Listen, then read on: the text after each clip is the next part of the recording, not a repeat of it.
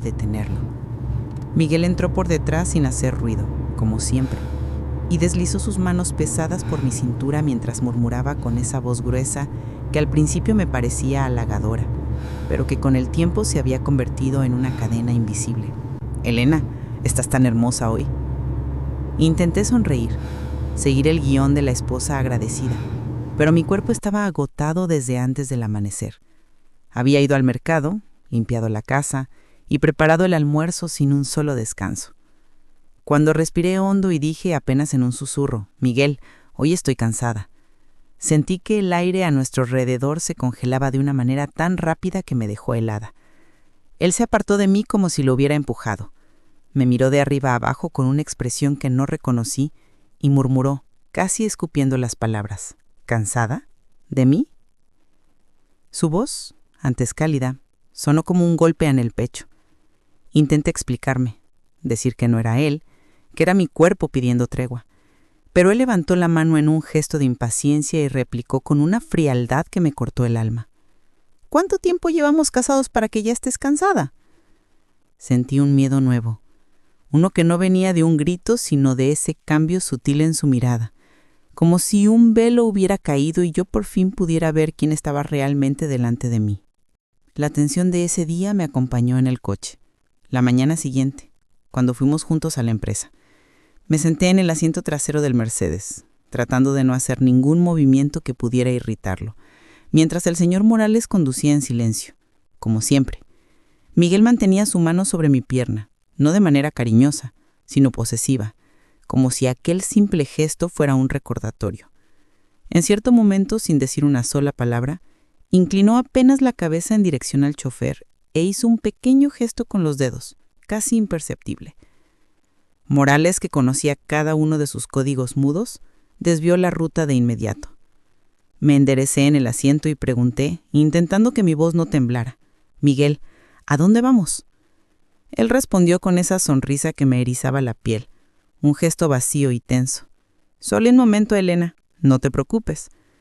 El coche entró en una calle lateral y luego en otra, hasta llegar a la obra abandonada donde ya habíamos estado antes. Era un edificio detenido hacía años, con tablones rotos, herramientas olvidadas y montones de cemento endurecido como cicatrices en el suelo. El chofer bajó del coche y se alejó, como siempre. Sentí un nudo en la garganta, porque ya sabía lo que venía. Miguel cerró las ventanillas, activó el seguro de las puertas y se inclinó hacia mí como si aquello fuera natural, como si fuera un ritual establecido. Intenté apartarme un poco murmurando, «Miguel, no sé si hoy», pero él me interrumpió de inmediato con un «Elena, no exageres, somos marido y mujer». Sentí el estómago revuelto, no por vergüenza, sino por una sensación que me gritaba que aquello no tenía nada de amor. Era deseo disfrazado de rutina, de poder, de obligación. Cuando por fin pude respirar de nuevo, supe que algo dentro de mí se había quebrado definitivamente. Pero lo peor aún no había llegado. Ese mismo día, mientras regresábamos en el coche rumbo a la empresa, algo tibio rozó mis pies. Al principio pensé que era algún envoltorio olvidado, pero cuando moví discretamente los dedos para apartarlo, sentí una tela suave, ligera, demasiado íntima. Bajé la mirada apenas un instante, lo suficiente para ver un destello rojo. Eran unas bragas. Unas bragas rojas que no eran mías, que jamás habían sido mías porque yo nunca usaba ese color. Sentí que el mundo se detuvo. Mi respiración se volvió corta, mi vista se nubló. Y mientras empujaba aquella prenda con la punta del zapato para esconderla bajo el asiento del chofer, escuché la voz del señor Morales resonando en mi memoria como un aviso oscuro. Encontré ropa interior muchas veces, desde la época de la anterior señora. Una punzada me atravesó el corazón, una mezcla amarga de náusea, humillación y miedo. Miguel seguía hablando por teléfono, riéndose con alguien como si nada estuviera fuera de lugar, como si mi vida entera no acabara de mostrarme la sombra que él me había ocultado durante tanto tiempo. Yo, sentada a su lado, con la mirada clavada en la ventana, supe que ese pedazo de tela roja no era solo un objeto olvidado, era la prueba de que estaba viviendo una mentira, una farsa tan bien construida que apenas ahora comenzaba a desmoronarse ante mis ojos. Y mientras el coche avanzaba por la avenida Reforma, con sus edificios brillando bajo el sol, sentí que la ciudad entera me preguntaba, ¿hasta cuándo vas a soportar esto? Fue allí, en ese trayecto silencioso e interminable, donde comprendí que mi vida ya no me pertenecía, y que tal vez nunca me había pertenecido desde el día en que me casé con Miguel. Cuando el señor Morales me miró por el retrovisor aquella mañana, justo después de que intenté ocultar las bragas rojas bajo el asiento con la punta del zapato, supe que estaba a punto de escuchar algo que no quería oír, pero que necesitaba para dejar de engañarme. Su voz salió baja, casi temblorosa, como si estuviera confesando un pecado que había cargado 30 años sobre los hombros.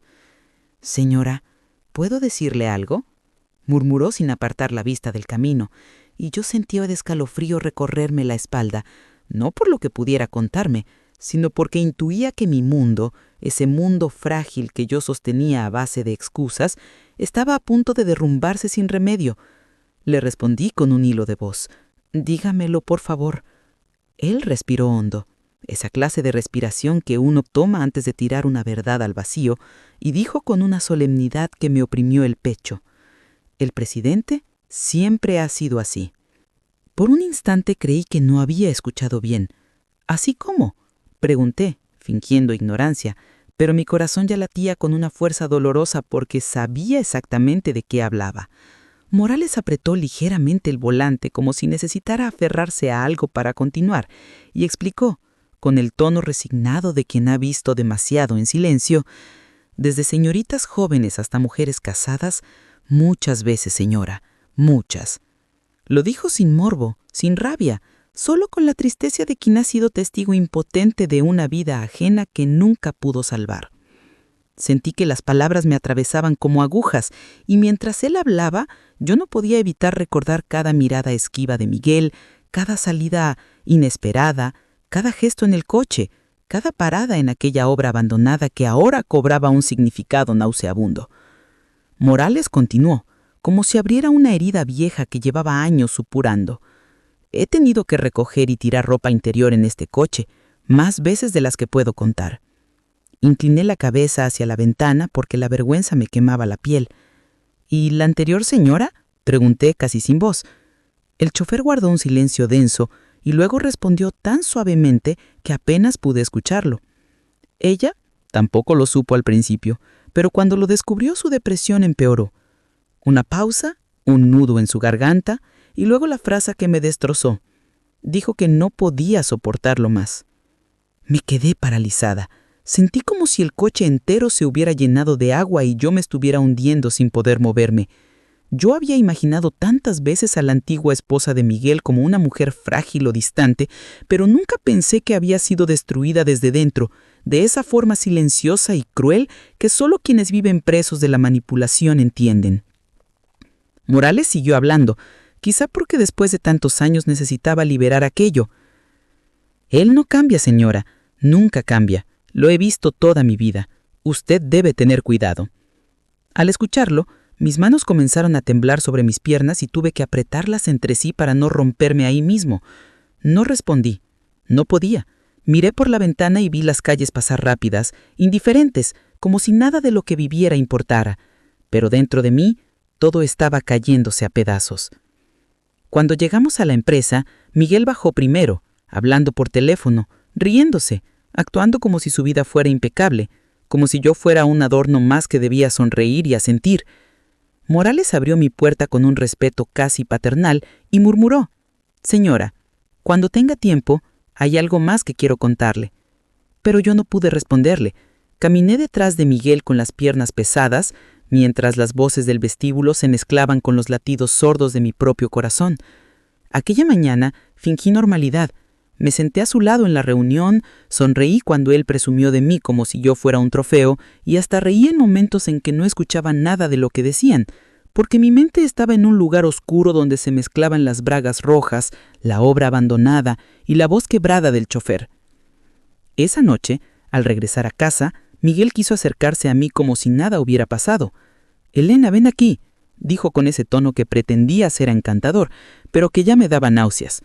Yo me aparté ligeramente, lo suficiente para que entendiera que no podía, no esa noche, no después de lo que había descubierto. Él frunció el ceño, irritado, y me preguntó: «¿Otra vez cansada?». Yo tragué saliva y respondí sin mirarlo: «Me duele la cabeza».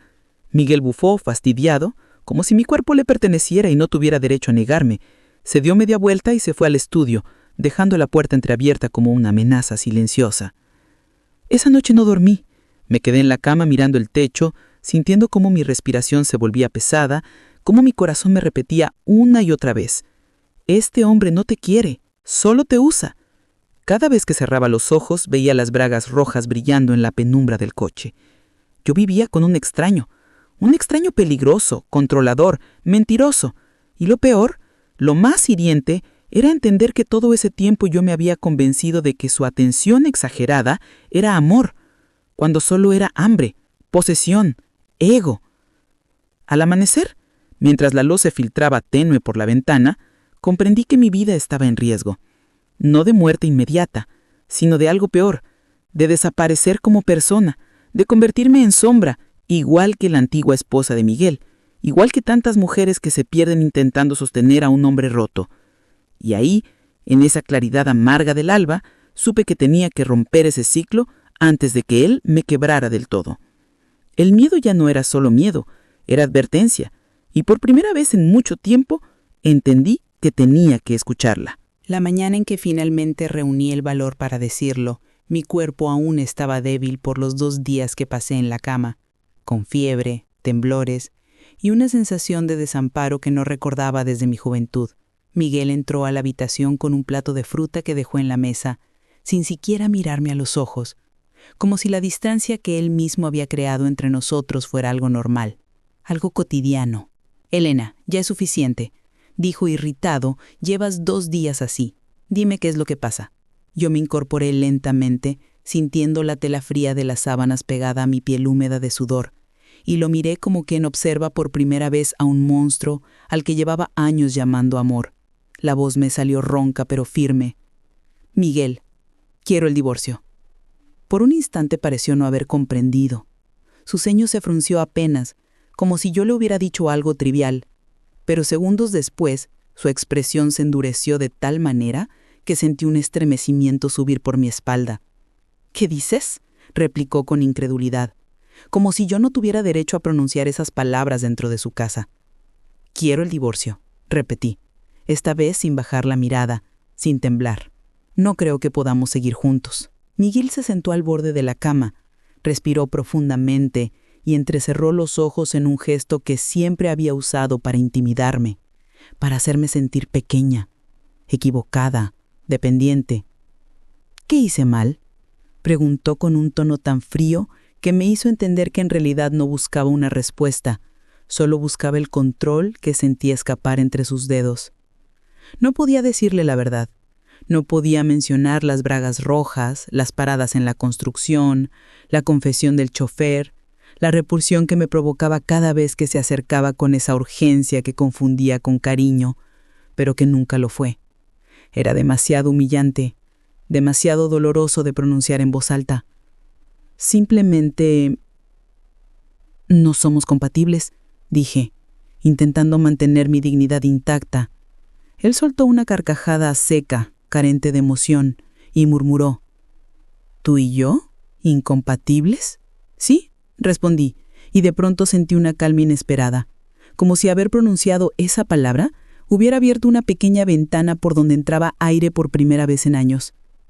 Miguel no discutió, no gritó, no pidió explicación alguna. Se levantó, alisó la camisa y dijo con una frialdad que me atravesó más que cualquier insulto: «Está bien, divorciémonos. No voy a retenerte a la fuerza». Fue ese «a la fuerza» el que me heló el alma, porque entendí que él sabía perfectamente que había vivido retenida, moldeada, silenciada, y que aún así no había tenido reparo en hacerme sentir culpable por querer escapar. Cuando salió de la habitación, la puerta se cerró con un clic suave, casi delicado, pero detrás de ese sonido había un derrumbe, un final definitivo que yo había esperado sin saberlo durante meses, quizás años. El proceso del divorcio fue sorprendentemente rápido. Miguel lo manejó como si estuviera cerrando un negocio, con papeles, firmas, transferencias y una distancia emocional que confirmaba que yo no había sido más que una pieza funcional en su vida, algo reemplazable, desechable, me otorgó una parte de la propiedad y un apoyo económico temporal. Una cantidad pequeña comparada con su fortuna, pero que para mí significaba algo inmenso. Libertad. Recuerdo el día en que sostuve en mi mano la llave del pequeño estudio que alquilé en la colonia Roma Norte. Era un espacio diminuto, con paredes algo descascaradas y un piso que crujía al caminar. Pero cuando cerré la puerta detrás de mí, sentí que entraba por primera vez en mi propia vida. Toqué las paredes como quien saluda a un hogar. Abrí la ventana y respiré el aire fresco que entraba desde la calle y murmuré: aquí voy a respirar. Me eché a llorar sin poder contenerme, no por tristeza, sino por alivio, por el peso que había caído de mis hombros, por la vida que finalmente me pertenecía y que durante años había creído perdida para siempre. A los pocos días llamé a mi antigua amiga Ana, la única persona fuera de ese matrimonio que aún conservaba un pedacito de mi historia anterior. Cuando le conté lo sucedido, guardó silencio unos segundos y luego dijo con una ternura que me quebró: Elena, por fin despertaste. No sabía que necesitaba escuchar esas palabras hasta ese momento. Gracias a ella, conseguí un puesto en una pequeña agencia de seguros, un mundo que conocía bien porque había sido mi profesión antes de dejarlo todo para casarme con Miguel. El primer día que crucé la puerta de aquella oficina estrecha, con escritorios apretados y jóvenes que tecleaban sin levantar la mirada, sentí una mezcla de miedo y emoción. Habían pasado más de 20 años desde que había trabajado por última vez, y sin embargo, cuando me senté frente al ordenador, mis manos recordaron lo que mi mente temía haber olvidado. Claro, los productos habían cambiado, las regulaciones eran más complejas y el sistema digital parecía un laberinto, pero cada noche, mientras cenaba sola con un plato precocinado, abría mis apuntes, estudiaba, subrayaba, practicaba, como si fuera un estudiante de 20 y tantos. No tenía nadie detrás de mí tirándome del arma, ni interrumpiéndome, ni exigiéndome atención. Solo yo, mi pequeño escritorio y una determinación que me hacía sentir viva como no me sentía desde hacía décadas. Con el paso de las semanas, mis compañeros comenzaron a notar mi desempeño. «Señora Elena, usted es increíble», me dijo un chico que podría haber sido mi nieto, y yo respondí con modestia. Pero por dentro, una semilla de orgullo empezaba a florecer. Cada contrato que lograba cerrar, cada cliente satisfecho, cada palabra de reconocimiento era una caricia a mi autoestima, una prueba de que yo no estaba acabada, que mi edad no era un final, sino un renacer. Sin Miguel respirando en mi nuca, sin su sombra oscureciendo mi rutina, descubrí la belleza de estar sola, la dignidad de hacer las cosas por mí misma, la certeza de que había sobrevivido a un infierno silencioso y que, por primera vez en mucho tiempo, estaba caminando hacia algo que aún no conocía, pero que intuía que sería mío, solo mío. Nunca olvidaré la primera vez que lo vi, no porque hubiera algo extraordinario en él, sino precisamente porque su presencia era tan simple, tan humana, tan opuesta a todo lo que había vivido con Miguel, que mi alma lo reconoció antes que mis ojos. Yo estaba en la cafetería de la esquina, una de esas pequeñas con olor a pan dulce y café recién molido, revisando unos contratos y tratando de mantener mis manos quietas porque aún se me escapaban temblores cuando algo me recordaba a mi antigua vida. Llevaba más de 10 minutos luchando con un sobre de azúcar, incapaz de romperlo porque mis dedos estaban rígidos por el estrés acumulado, cuando escuché una voz cálida, joven pero tranquila, decirme: «Permítame, señora, a veces la vida también se abre difícil». Levanté la mirada y me encontré con aquellos ojos marrones, suaves, atentos, que no estaban llenos de lástima, sino de una genuina preocupación respetuosa. Él abrió el sobre con un movimiento sencillo y lo dejó frente a mí con una sonrisa tan sencilla que me desarmó por completo. Me sentí torpe, como si hubiera olvidado cómo se hablaba con un extraño, pero alcancé a decir gracias, y él respondió inclinando ligeramente la cabeza: «No hay de qué, para eso estamos, ¿no?». A partir de ese día, nuestras miradas comenzaron a cruzarse con una frecuencia que me sorprendía. Cada vez que yo entraba, él encontraba la forma de acercarse, no invadiendo, no insistiendo, sino simplemente estando allí, como un rayo de luz que se cuela sin pedir permiso. Descubrí que se llamaba Adrián, que tenía 38 años, que trabajaba como barista mientras estudiaba diseño porque su sueño era ilustrar libros infantiles y que vivía solo desde muy joven porque había perdido a sus padres en un accidente. Esa combinación de fragilidad y fuerza me conmovía profundamente, quizá porque reconocía en él el mismo tipo de soledad que yo llevaba cargando durante tanto tiempo. Hablábamos de cosas simples, del clima, de los clientes que dejaban monedas y no propina, de los proyectos que él hacía en su cuaderno mientras no había gente. A veces me mostraba dibujos, pequeños mundos de colores donde los niños volaban sobre bicicletas o los gatos usaban bufandas. Yo le decía que tenía talento y él sonreía con esa mezcla de gratitud y vergüenza que solo tienen las personas que no se creen dignas de lo bueno que son. Pero fue una tarde, después del trabajo, cuando su presencia se volvió algo más que una coincidencia amable. Yo había salido agotada de la agencia, con la cabeza llena de números y el pecho apretado por recuerdos de mi pasado que aún regresaban sin aviso. Entré a la cafetería casi por instinto, buscando el único lugar donde mi respiración se volvía más lenta. Adrián estaba detrás del mostrador, pero al verme cruzar la puerta dejó lo que estaba haciendo y vino hacia mí con esa forma tan suya de caminar, como si no quisiera llamar la atención de nadie excepto de quien realmente importaba. «Señor Elena», dijo con suavidad, «¿está bien? Porque hoy la veo distinta». Distinta. Una palabra pequeña pero cargada de algo que no supe descifrar. Me senté. Él preparó mi café sin preguntarme y lo dejó en la mesa, pero no se alejó. «¿Quiere hablar?», preguntó sin presión, solo ofreciéndome un espacio donde no había juicio, ni deuda, ni exigencia. Y por primera vez en mucho tiempo, dije la verdad. «Estoy cansada, Adrián. Pero esta vez no es el cuerpo, es el alma». Él asintió con una seriedad inesperada y en lugar de decir algo como «todo va a mejorar», se sentó frente a mí, apoyó los brazos sobre la mesa y dijo simplemente «aquí estoy». Ese «aquí estoy» me derritió algo por dentro, algo que llevaba años endurecido. En los días siguientes nuestros encuentros dejaron de ser coincidencias amables. Caminábamos juntos unas cuadras luego de que él cerrara la cafetería. Me contaba historias de su infancia, de cómo su madre le enseñó a dibujar poniendo papelitos sobre la mesa y yo le hablaba de mi juventud, de mi primer empleo, de cómo dejé de trabajar porque creí que debía dedicarme por completo a un hombre que nunca lo mereció. Él escuchaba de una manera que desarmaba mis defensas, no con lástima, sino con un interés genuino que me hacía sentir vista de verdad.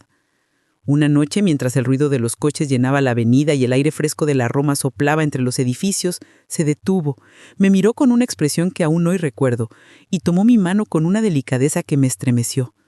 No era un gesto atrevido, tampoco tímido, era una pregunta hecha con los dedos. «Elena», dijo en voz baja, «sé que soy más joven, y no quiero faltarle al respeto, pero desde que la conocí mi vida se siente menos sola».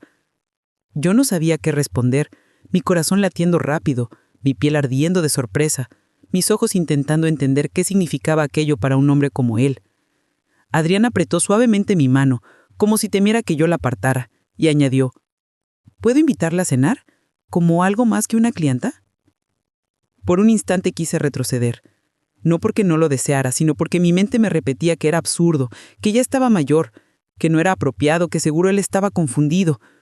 Pero luego pensé en Miguel, en la vida que había dejado y en los años que había perdido intentando encajar en un molde que nunca fue mío.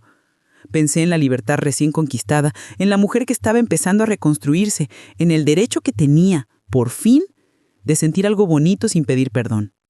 Y así, respiré hondo, levanté la mirada y respondí con honestidad que me nació del pecho. «Sí, Adrián, me gustaría». Nunca imaginé que el pasado tendría la audacia de tocar mi puerta justo cuando empezaba a sentir que la vida, por fin, me pertenecía. Habían pasado algunos meses desde que acepté salir a cenar con Adrián, meses en los que mi mundo se había llenado de una suavidad que desconocía. Tardes en que él me llevaba un pan dulce recién hecho porque, pensé en usted, noches en las que caminábamos por la Roma como si la ciudad nos acompañara. Silencios compartidos que no pesaban, sino que curaban.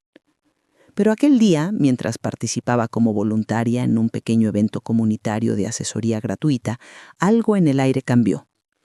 Yo estaba sentada en una mesa, revisando unos papeles junto a una señora que necesitaba ayuda con su seguro médico, cuando escuché unos pasos conocidos, pesados, seguros, los pasos de alguien acostumbrado a que el mundo se apartara a su paso. Sentí un escalofrío helado recorrerme la espalda incluso antes de levantar la vista, y cuando lo hice, ahí estaba Miguel, observándome con los ojos entrecerrados como si no pudiera creer lo que veía. Yo sonriendo, yo trabajando, yo viviendo sin él. No sé cuánto tiempo pasamos mirándonos, pero en mi pecho se formó un aire espeso como si la sombra de mi antiguo yo intentara arrastrarme de regreso a un lugar al que juré no volver. Miguel avanzó unos pasos con esa postura erguida que siempre había usado como arma.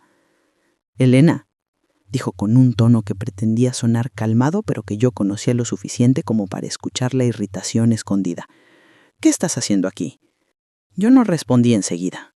Preferí terminar de explicarle a la señora qué documento debía solicitar y solo entonces levanté la mirada y dije con firmeza: «Estoy trabajando, ayudando, viviendo».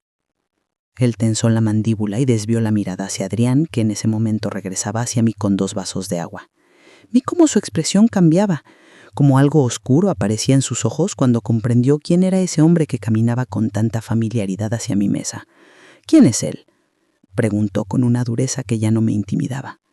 Adrián dejó los vasos sobre la mesa y me miró, esperando mi señal, y yo le sonreí con una tranquilidad que jamás habría imaginado tener frente a Miguel. «Él es Adrián», respondí sin titubear, «alguien que me ve, alguien que me escucha». El silencio que siguió fue tan denso que se podía cortar con un cuchillo. Miguel dio un paso hacia mí como si quisiera reclamar algo que en su mente todavía le pertenecía. «Nunca te imaginé así, Elena», dijo con desdén tan fácilmente impresionable por un muchacho. Aquella frase me atravesó como una flecha, no por herirme, sino porque comprendí en ese instante lo pequeño que era Miguel, lo vacío, lo incapaz de comprender que las personas no son objetos ni trofeos. Me puse de pie despacio, sintiendo la fuerza que había recuperado en cada célula de mi cuerpo. «Miguel», murmuré, «no tienes idea de lo que fui contigo. No lo sabías porque nunca te importó». Su rostro se crispó como si no estuviera acostumbrado a escuchar verdades sin anestesia. «No vine a pelear», replicó. «Vine porque quería verte. Quería entender». «¿Entender qué?», pregunté cruzando los brazos. «¿Que sobreviví sin ti? ¿Que encontré algo que tú nunca me diste? ¿Que dejé de ser la sombra que moldeaste para convertirla en mi voz?». Él abrió la boca para responder, pero en ese momento Adrián dio un pequeño paso hacia adelante, no agresivo, sino protector. Un gesto sutil que me estremeció. «Señora Elena, ¿quiere que nos vayamos?». Miguel lo miró con desprecio, como si su existencia fuera una ofensa personal. Antes esa mirada me habría hecho temblar, pero ya no. Toqué la mano de Adrián con un gesto tranquilo y respondí sin apartar mis ojos de Miguel: «No necesito irme, porque esta vez no tengo nada que esconder. Lo que sí necesito es que entiendas que ya no eres parte de mi vida». Miguel apretó los labios, respiró hondo y por primera vez desde que lo conocí vi algo parecido a vulnerabilidad en su mirada. «Elena, yo pensé…». Yo lo detuve levantando la mano. «No pienses más, Miguel. Ya no». Él bajó la mirada durante un segundo, apenas un suspiro de humanidad que casi me conmovió, pero no lo suficiente para olvidar. Luego se volvió y se marchó sin despedirse, con pasos duros, derrotados, como si el mundo ya no le obedeciera de la misma forma. Lo vi alejarse sin dolor, sin nostalgia, solo con un profundo alivio. Cuando Adrián y yo caminamos de vuelta al café aquella tarde, el sol se escondía detrás de los edificios y teñía la ciudad de un tono dorado que parecía bendecer cada esquina. Él no dijo nada durante unos minutos, solo apretó mi mano con suavidad, y en ese silencio entendí que había encontrado algo más valioso que cualquier regalo tardío de la vida: paz. Cuando llegamos al pequeño estudio que él a veces usaba para dibujar, me preparó un chocolate caliente y me lo sirvió con esa sonrisa tímida que me derretía. Me quedé observándolo, pensando en todo lo que había tenido que perder para llegar ahí. «Adrián», murmuré, «gracias por estar». Él se sentó a mi lado y apoyó su cabeza en mi hombro. «Gracias a usted», respondió, «por dejar que esté». Esa noche, mientras él dibujaba y yo cosía unas telas para el voluntariado, me escuché decir en voz baja, casi sin planearlo: «Creí que mi vida había terminado, pero apenas estaba empezando». Adrián levantó la mirada, dejó el lápiz, se acercó y besó mi mano con una delicadeza que ninguna historia anterior me había regalado. Y entendí que a los 66 años por fin había llegado a la vida que siempre merecí.